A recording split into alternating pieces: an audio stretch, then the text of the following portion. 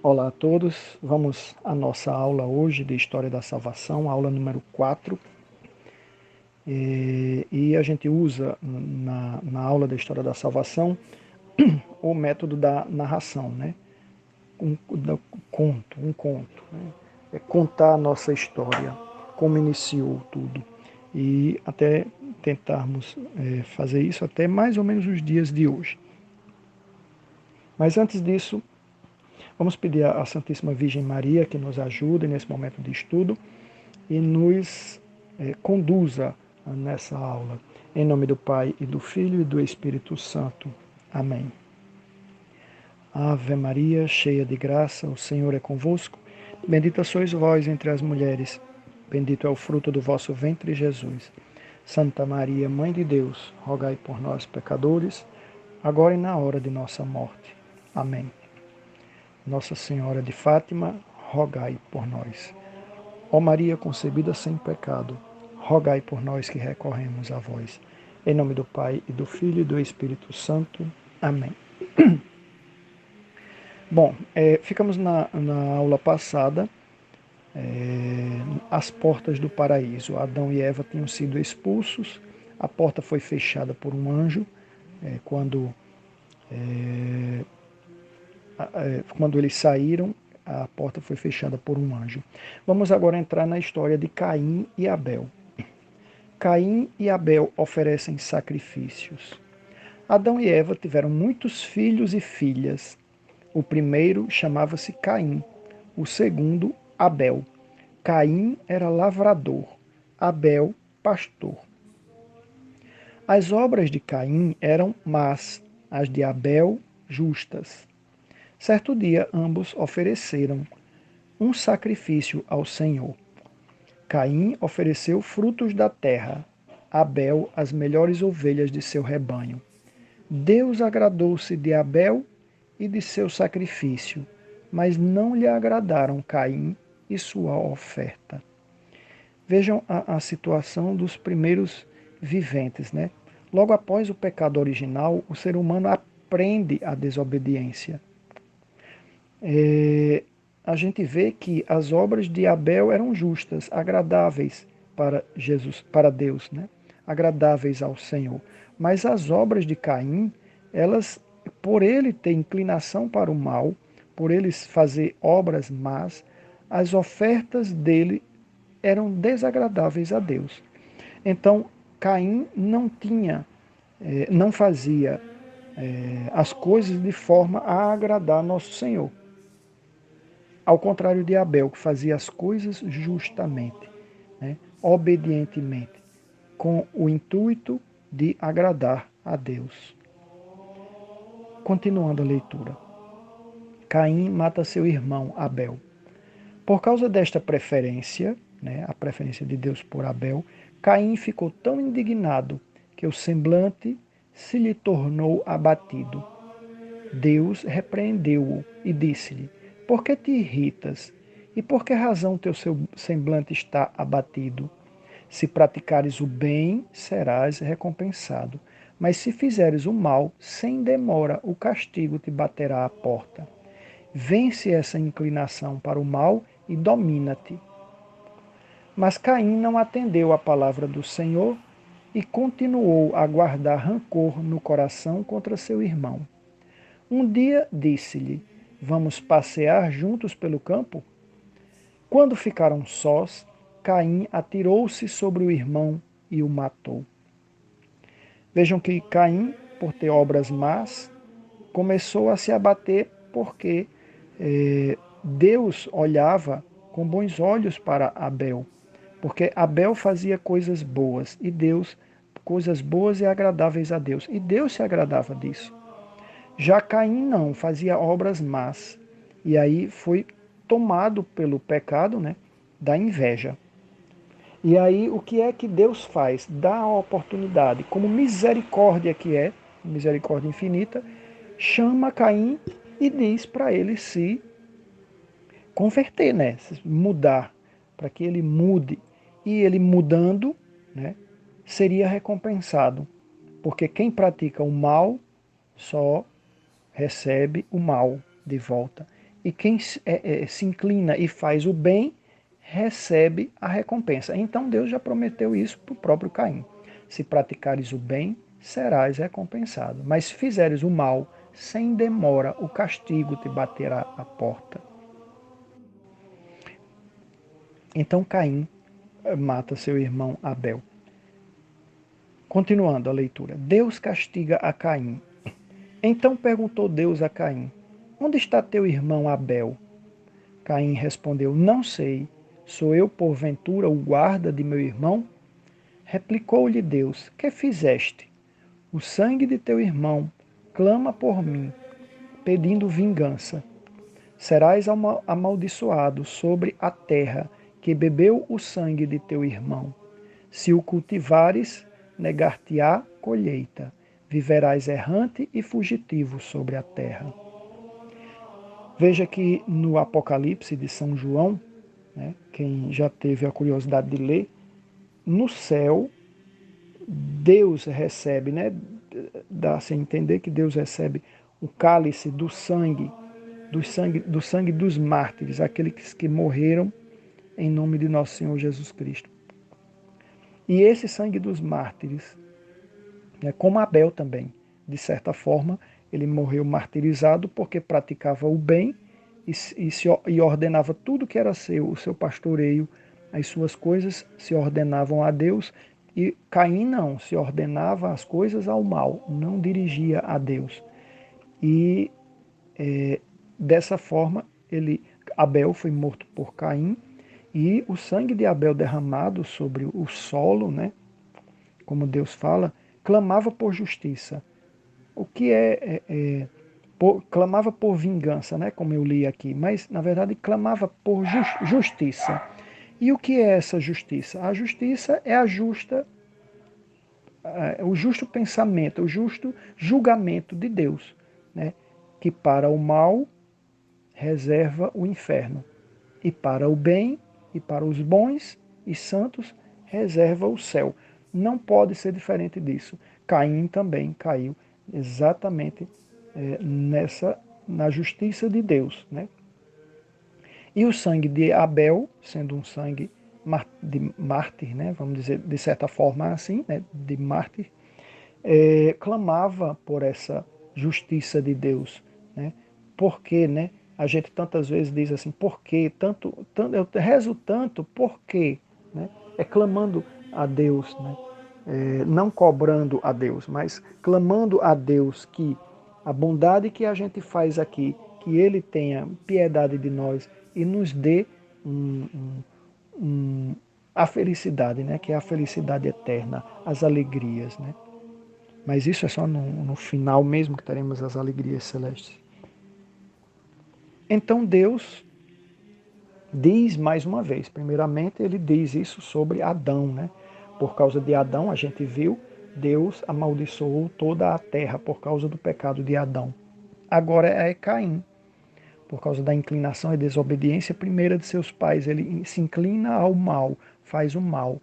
E aí Deus diz, serás amaldiçoado sobre a terra que bebeu o sangue de teu irmão. Se a cultivares, negar-te-á a colheita, viverás errante e fugitivo sobre a terra.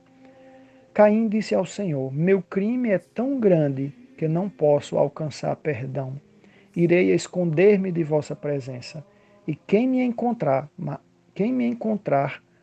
matar-me-á. Veja que o próprio Caim percebeu a gravidade do que ele fez, né? E ele, de certa forma, clamou para que fosse morto, né? Como a própria vingança do irmão dele, que se ele iria se esconder de Deus, né, da presença de Deus, ou seja, ia se afastar cada vez mais, ao invés de se arrepender, pedir perdão, e ele iria se esconder. E rogou, né, de certa forma, que o primeiro que o encontrasse o matasse. O Senhor respondeu, de forma alguma isto vai acontecer. Ao contrário, quem matar a Caim será punido 7 vezes. Pôs-lhe Deus um sinal para que ninguém o matasse. E Caim, desesperado, fugiu da presença de Deus e viveu errante e fugitivo sobre a terra. Então, Caim, a partir de então até a sua morte, viveu errante na terra, nem o que ele tinha pedido, né, de ser morto para poder se livrar desse grande pecado que cometeu, né, nem isso, Deus não permitiu que isso acontecesse com ele. Né? Inclusive colocou um sinal nele, que não sabemos o que é, né, qual era esse sinal, para que as pessoas não o matassem, quem o encontrasse não o matasse. E ele viveu errante sobre a terra. Filhos de Deus e dos homens. Em lugar de Abel, Deus concedeu a Adão e Eva outro filho, muito piedoso, chamado Sete. Percebam que esse casal primitivo, logo no início a gente leu, né, dizendo que Adão e Eva tiveram muitos filhos e filhas. Então foram muitos filhos e filhas. Né? Mas o primeiro foi Abel, né? Caim, o primeiro foi Caim e o segundo foi Abel. São os dois únicos filhos que são citados de Adão e Eva. Depois tem um terceiro, que é chamado Sete, né? Que foi o filho que Deus deu em substituição a Abel. Então, em lugar de Abel, Deus concedeu a Adão e Eva outro filho muito piedoso, chamado Sete. Os descendentes de Sete conservaram-se fiéis a Deus e foram chamados filhos de Deus. A estes pertencia Enoque. Ele vivia com Deus e foi levado da terra sem sofrer a morte. Os descendentes de Caim tornaram-se maus e por isso receberam o nome de filho dos homens. Perdão. Então, Deus deu Sete, né, como recompensa a Adão e Eva em substituição, né, em substituição a Abel. Então ele era muito piedoso também. E os filhos de Sete, ele conservou a fidelidade a Deus, e os filhos dele foram chamados filhos de Deus porque também conservavam essa fé em Deus e essa obediência. E a estes filhos foi que veio Enoque, né, que a gente vai ver mais para frente. Que ele vivia com Deus e foi levado da terra sem sofrer a morte. Né?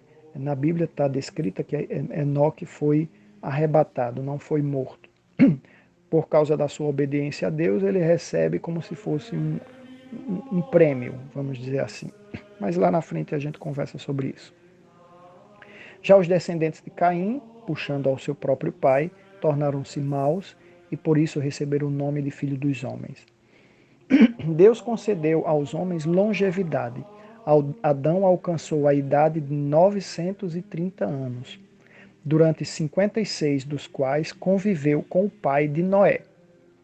O homem mais idoso foi Matusalém, tinha 969 anos quando faleceu. Nós não sabemos, né, ao certo se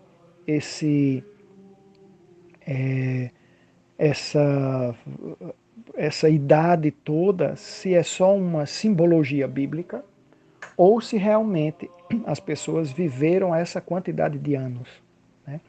Para o início da humanidade, viver essa quantidade de anos servia para quê? Para que eles passassem aos seus descendentes tudo aquilo que vinha do próprio Deus, passassem os ensinamentos, né, de como deveriam se comportar, né, já avisando que o pecado levava à morte, né, e também era um tempo grande, de forma que eles podiam povoar a terra, né, gerar muitos filhos para povoar a terra.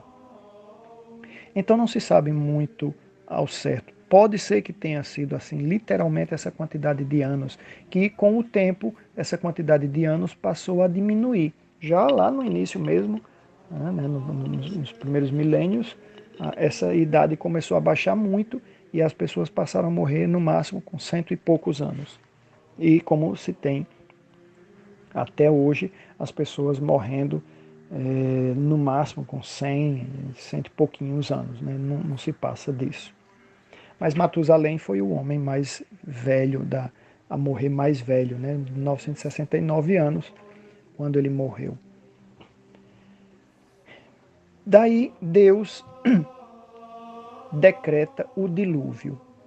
Os filhos de Deus se aliaram aos filhos dos homens. Daí se enfraqueceu mais e mais a piedade e a corrupção tornou-se geral. Deus se arrependeu então de ter criado o homem e disse: Meu espírito não permanecerá para sempre no homem que é carne. Ainda por 120 anos se estenderão seus dias e hei de exterminá-lo da face da terra.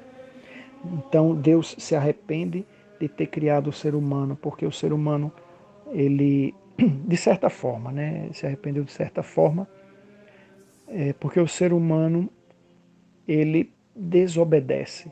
Então Caim e sua descendência, que seriam esses chamados filhos dos homens, eles se misturam, começam a se encontrar com os filhos de Deus que eram da descendência de Sete. Eles começam a se encontrar, contraem-se em casamento, né? Se casam uns com os outros, e ao invés de os filhos de Deus contaminarem, vamos usar essa palavra, né? Contaminarem os filhos dos homens, que era descendência de Caim, que eram as pessoas más, não, foi o contrário. As pessoas más que viviam na terra contaminaram os bons, e aí ficou muita gente ruim morando na terra. Deus decide encerrar, exterminar a face da terra. Noé constrói a arca. Noé, porém, varão justo e piedoso, achou agrado perante o Senhor. Veja, a obediência leva o agrado a Deus. Ser agradável a Deus é ser piedoso, é ser buscador da verdade, é ser obediente. Então a obediência de Noé fez com que ele, e essa piedade dele, essa justiça, ele por ser justo, né, andar conforme a moral, né, a moral de Deus, então Deus se agrada de Noé. Tinha 3 filhos, chamados Sem, Cã e Jafé. Deus disse-lhe: constrói uma arca de madeira aplainadas, com 300 côvados de comprimento, 50 de largura e 30 de altura. Unta-a com breu por dentro e por fora. Na parte superior da arca farás uma janela e do lado uma porta. Ela deverá ter interiormente 3 andares e muitos compartimentos pequenos. Sabe, mandarei um dilúvio que destruirá tudo o que vive sobre a terra. Contigo, porém, farei aliança. Entrarás na arca com todos os teus. Noé confiou na palavra de Deus e fez tudo o que lhe tinha ordenado. Trabalhou 100 anos na construção da arca, durante os quais pregava penitência. Os homens, porém, não atenderam à exortação. Comiam, bebiam e celebravam casamentos. Né? Vejam que Noé foi obediente num deserto, num local deserto, né, como é lá, aquela região da Palestina, por ali, aquela área ali. Né? Não se sabe ao certo, mas onde fica o Monte Ararat, ali ao redor. Então, um deserto, de certa forma, construir um barco não tinha muito sentido. Então as pessoas começaram a achar que ele era meio maluco. E um barco muito, muito grande, uma arca. Então Noé, dali ele fazia, né? Trabalhou 100 anos para construir a arca, e dali ele pregava ao povo para que as pessoas se convertessem. Mas 100 anos ele trabalhou, as pessoas não atenderam a sua exortação, comiam, bebiam e celebravam casamentos. Então Deus manda o dilúvio. Quando chegou o momento do dilúvio, disse o Senhor a Noé: daqui a 7 dias farei chover 40 dias e 40 noites. Entra, pois, na arca com tua mulher, teus 3 filhos e suas esposas. Leva contigo também alguns casais de cada espécie de animais, com os mantimentos necessários. Noé, que já tinha a idade de 600 anos, cumpriu as ordens de Deus. Depois de terem todos penetrado na arca, Deus fechou-a por fora. Romperam-se em seguida todas as fontes do abismo. Abriram-se as cataratas do céu e choveu torrencialmente durante 40 dias e 40 noites. 40 noites.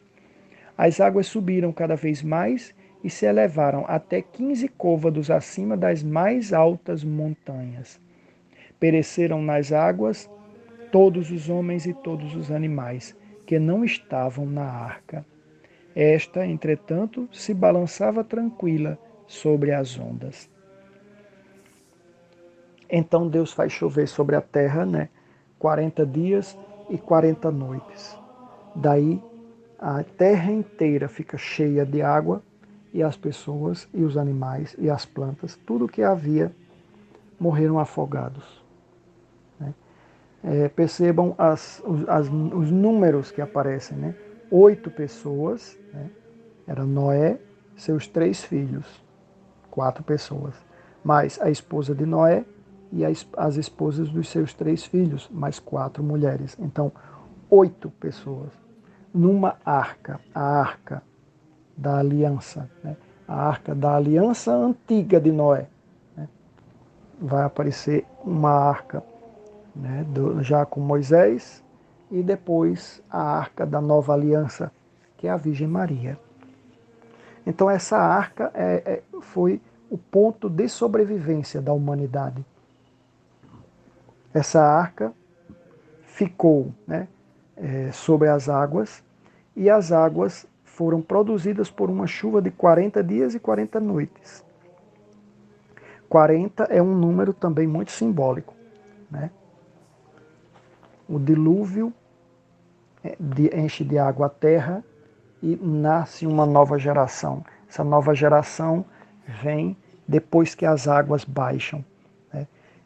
Depois a gente percebe que o povo hebreu passa pela água do Mar Vermelho e passa 40 anos andando pelo deserto. O 40 é a quaresma, por exemplo, 40 dias que Jesus passou no deserto, em penitência, significa um tempo de purificação.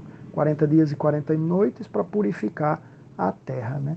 A criança também passa 40 semanas no útero da mãe para poder nascer. O útero é cheio d'água. Veja, Deus só tem uma forma de fazer e dizer as coisas. É tudo no mesmo paralelo.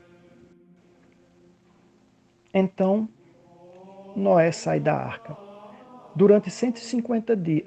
Outra coisa. O 8 representa a plenitude, a plenitude da salvação. Significa salvação. Veja que Jesus Cristo ressuscita no domingo e 8 dias após ele aparece. 8 dias depois é o 8º dia depois da ressurreição. Depois ele fica aparecendo a cada 8 dias. O 8, esse oitavo, o 8º dia, é a glória, o dia da glória, o 8º dia. Quando a gente morrer, a gente vai viver nesse, vamos dizer assim, 8º dia. É um dia que não tem fim. É o dia da glória, o dia da salvação eterna, E aí as 8 pessoas têm seria a plenitude, a glória, da salvação ali representada. Que eles representam a salvação dentro da arca, salvação da humanidade. Então, durante 150 dias, as águas cobriram a terra. No fim desse tempo, Deus lembrou-se dos que estavam na arca. Fez soprar um vento quente sobre a terra, e as águas foram baixando pouco a pouco. No 7º mês, a arca pousou sobre um monte na Armênia, e no 10º apareceram de novo os cimos das montanhas. Decorridos mais 40 dias, Noé abriu a janela da arca e soltou um corvo, que não voltou. Em seguida, fez sair uma pomba, que não encontrando onde pousar, tornou a entrar na arca. 7 dias depois, deixou fugir novamente uma pomba. Ela voltou à tarde, trazendo no bico um ramo de oliveira, cujas folhas já estavam verdes. Reconheceu Noé por este sinal que as águas já tinham escoado. Esperou, todavia, mais 7 dias e soltou outra pomba, que não regressou. Então Deus disse a Noé: sai da arca com os teus e com todos os animais.